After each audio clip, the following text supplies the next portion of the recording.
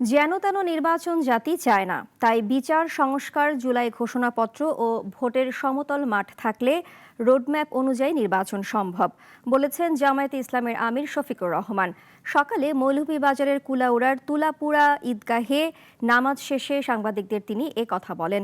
শফিকুর রহমান বলেন, দেশের মানুষ বিগত 3 টার্ম ভোট দিতে পারেনি। দেশের এই সংকট শেষ হওয়া দরকার এবং প্রয়োজন একটি অর্থবহ নির্বাচন। বলেন, প্রধান উপদেষ্টা নির্বাচনের একটা তারিখ ঠিকই ঘোষণা করেছেন, কিন্তু এই সুযোগগুলো নিশ্চিত না করলে অর্থবহ নির্বাচন দেওয়া সম্ভব না। পরে নিজ গ্রামের মানুষের সঙ্গে কুশল বিনিময় করেন তিনি। সুষ্ঠু একটা নির্বাচনের জন্য আমরা 4টা কথা বলেছি।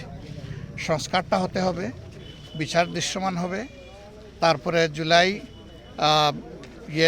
ঘোষণা সেটা হবে, এরপরে নির্বাচনের সমতল মাঠ, সবার জন্য সমান মাঠ তৈরি করতে হবে।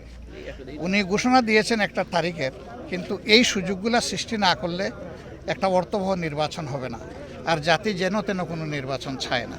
ওয়ালটন আবারও মিলিনিয়ার অফারে ওয়ালটন ফ্রিজ কিনে আপনিও হয়ে যেতে পারেন মিলিয়নিয়ার।